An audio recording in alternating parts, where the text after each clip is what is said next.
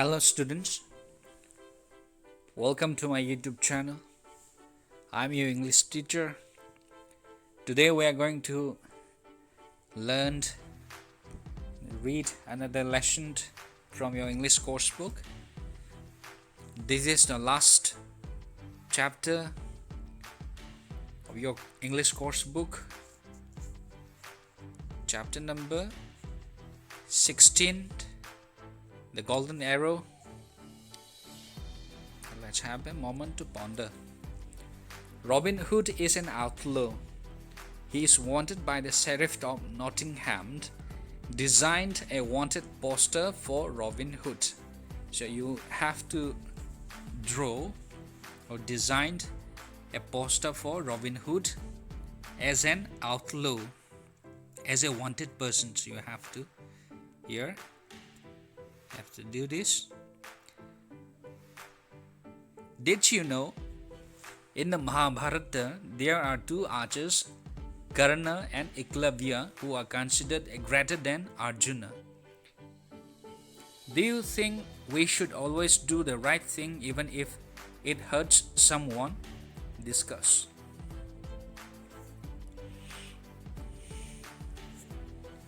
Now let's read the lesson.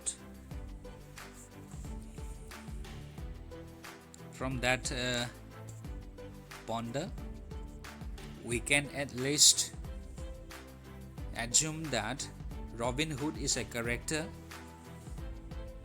who is very good in archery, because Arjuna, Karna or Eklavya, their stories we are familiar.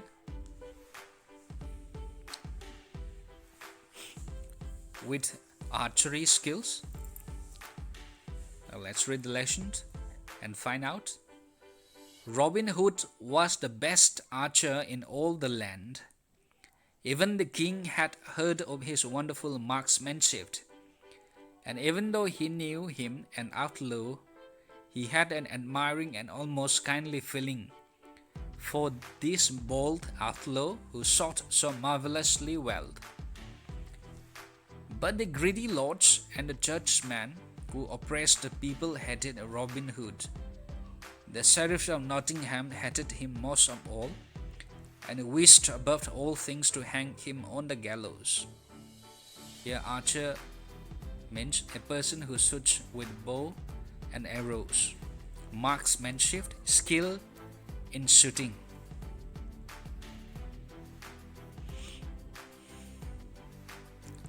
I have it, said the Sheriff to Nottingham at last, with a very sour look on his grim face.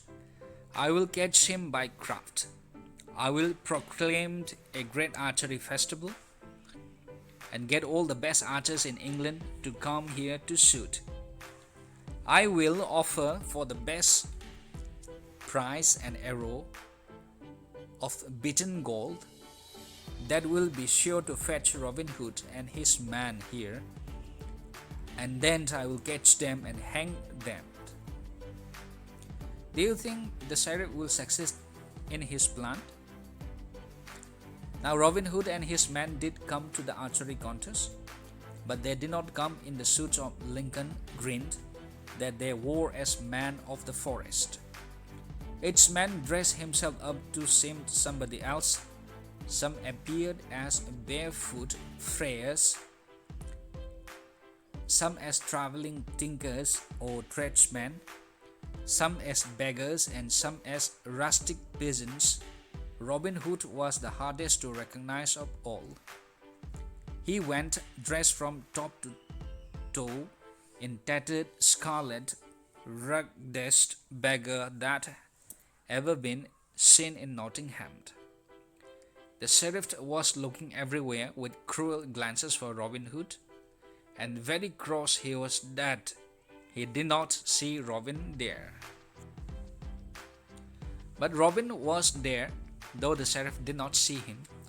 There he stood in his rag beggar's garments, not 10 feet away from the sheriff. Why do you think Robin Hood was dressed as a beggar? The targets were placed 80 yards from where the archers were to stand. There were a great number of archers to shoot, and each was to have one shot. Then the 10 who shot best were to shoot 2 arrows each, and the 3. Here, craft means trickery. Lincoln green, bright green woolen cloth originally made at a place called Lincoln in England. Friars means monks. Who shot best out of the 10 were to shoot the 3 arrows each. The one who came nearest to the centers of the target was to get the prize. The sheriff looked gloweringly at the 10.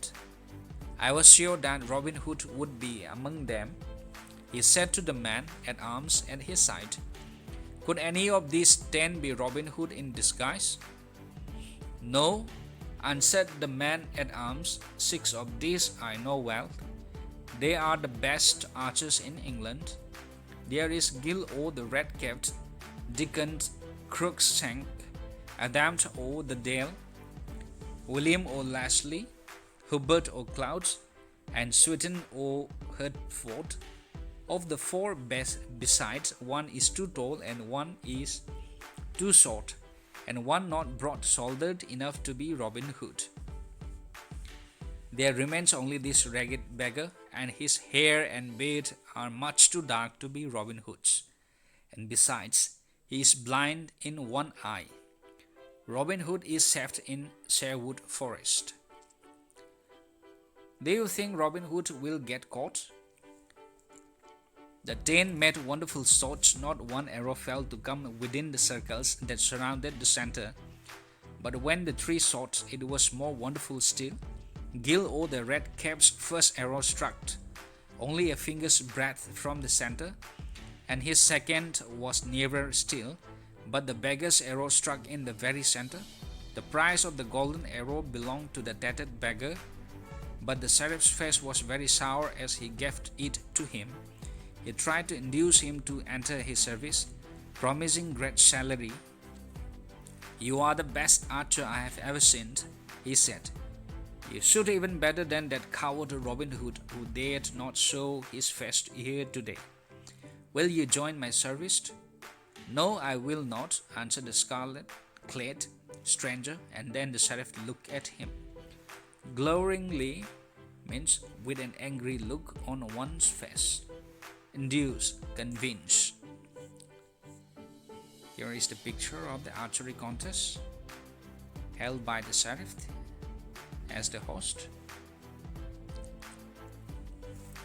So hatefully that he knew it was well to get away. As he walked towards Sherwood Forest, the sheriff's words disturbed him.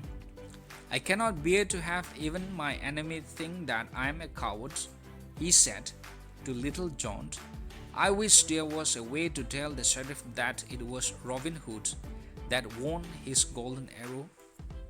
What do you think will happen next? And they found a way. That evening the sheriff sat at supper. Just then something came through the window and fell rattling among the dishes on the table. It was a blunted grey goose quill with a bit of writing tied to it. The sheriff unfolded the writing, where it was mentioned that it was Robin Hood who had won the golden arrow. When the sheriff read it, even his wife thought best to slip away, for he was the most angry man in Nottingham.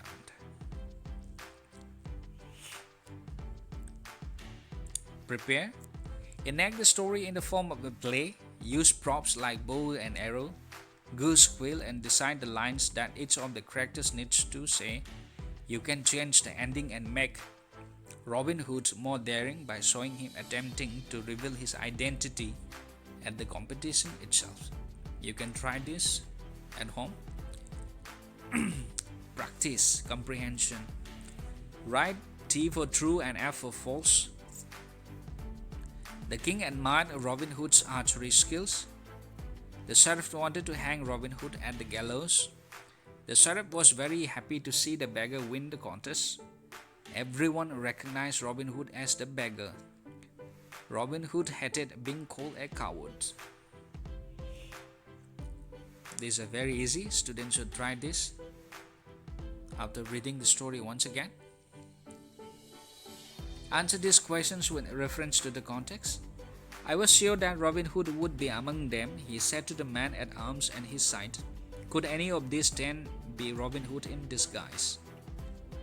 Who is the speaker? Why was he sure that Robin Hood would be there? What reply did he get? Question number 2. No, I will not, answered the scarlet-clad stranger. Who is the stranger? To what is he saying no? Pick out a word from the sentence which means the same as crimson. Answer these questions. What did the king admire about the outlaw Robin Hood? What did the sheriff of Nottingham wish the most? How did the sheriff plan to catch Robin Hood? Why was the sheriff sure that Robin Hood would come to the contest? How did Robin Hood and his men come dressed to the archery contest? Why was the man at arms certain that Robin Hood was not one of the 10 in disguise? What do we learn about the sheriff from the adjectives used to describe his expression? List all the adjectives used. How did Robin Hood manage to tell the sheriff who actually won the contest? Perfect vocabulary, archaic words, idioms. Many words used in the text are words that were used in the past. Outlaw, a person who has broken the law and who lives separately from the other parts of society because they want to escape legal punishment. Gallows, a wooden structure used especially in the past to hang criminals. Quill, a pen made from a bird's feather used in the past. Can you find more such words? Which words would we now use for the words mentioned above? Use a dictionary if needed. You can try this. An idiom is a form of expression that has a meaning different from the meaning of the individual words. Let me read it out again. An idiom is a form of expression that has a meaning different from the meaning of the individual words. For example, beat about the bush does not actually mean you beat the bush. It means not speaking directly about a topic. Here are some commonly used idioms and their meanings, but not in the correct order. Choose the correct meaning from the list on the right. Idiom and their meaning. Students have to try this.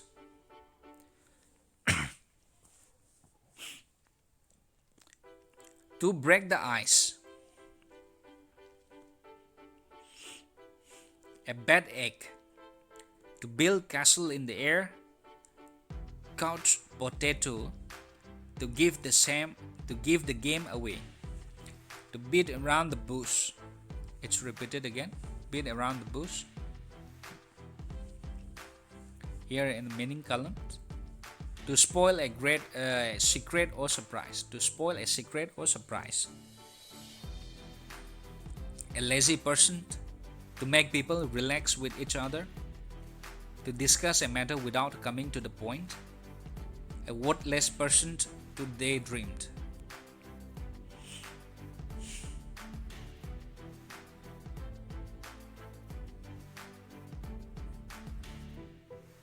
Grammar. Conjunctions, coordinating, correlative. A conjunction is a word that grammatically connects two words, phrases or clauses together. The most common examples are words like and but. The 7 coordinating conjunctions are for, and, nor, but, or, yet, and so. The best way to remember the 7 coordinating conjunctions is by using the acronym FANBOYS. F for, A for and, N for nor, B for but, O for or, Y for yet, S for so. FANBOYS. Functions of coordinating conjunctions. So, for showing the consequence of something, for example, he was very hungry, so he ate all the cake. But for contrast, for example, I eat cake, but I never eat biscuits. I don't like them. For for explaining why. For example, he is overweight, for he eats too many cakes and biscuits. And the same, similar, or equaled without contrast. For example, his favorite snacks are cakes and biscuits. Nor for two non contrasting grammatically negative items, not plus not. For example, he doesn't eat cake, nor does he eat biscuits. Or before an alternative, for example, would you like cake or biscuits with your coffee? Yet contrast, despite something, for example, he is overweight and feels terrible, yet he continues to eat lots of cakes and biscuits. Coordinating conjunctions can join two verbs. For example, the children ran and jumped all over the playground. Two nouns, for example, would you like to buy a car or a flat?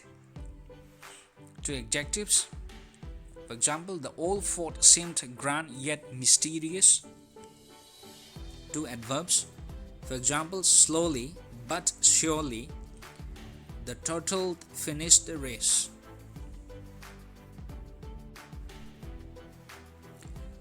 Choose the correct answer to complete each sentence. You have been provided with 4 options. Would you rather have cheese dash jam on your sandwich? Options are for, nor, or so. You have to choose one in order to complete each sentence. 2. His 2 favorite sports are football dash tennis. I wanted to go swimming dash Akshay refused. I'm allergic to cats dash I have 3 of them. I'm a vegetarian dash I don't eat any meat. Bipin refuses to eat peas dash will he touch carrots? Use the coordinating conjunctions given below to combine the sentences. One has been done for you. I wanted to go for a movie with my friends. My mom told me I could not. I wanted to go for a movie with my friends, but my mom told me I couldn't.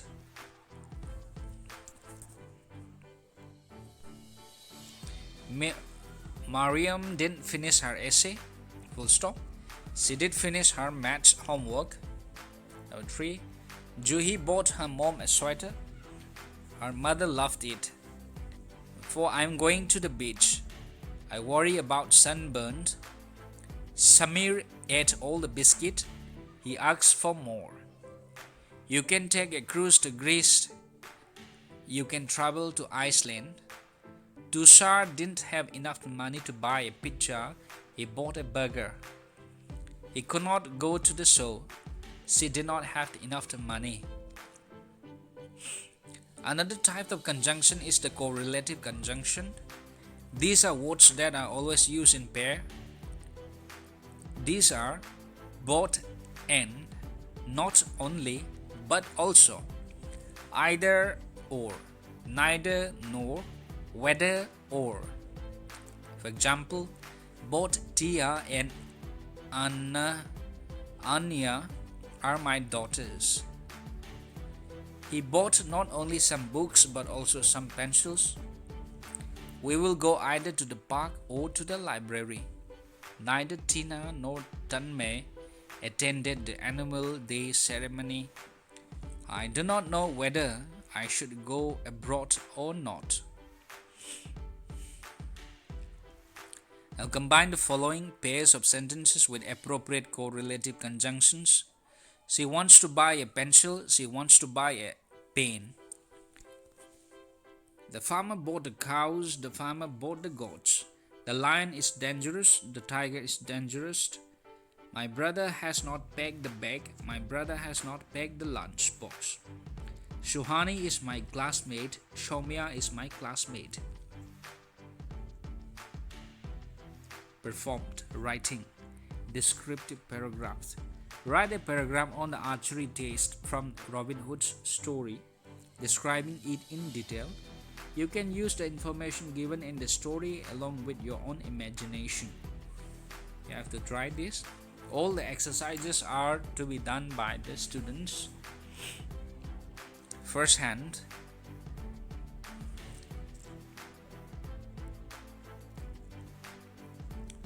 You can skip the listening part.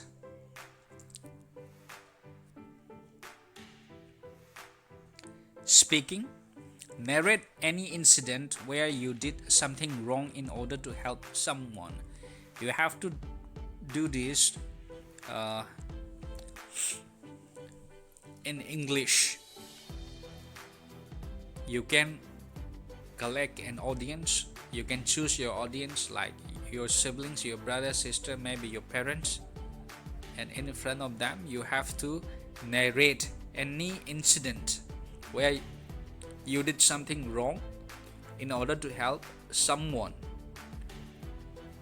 In English, you can prepare this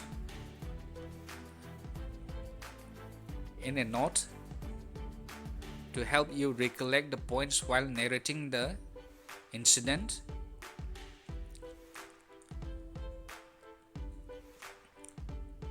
8 to 10 sentences will be enough to narrate such a short incident. Try this, it will be fun.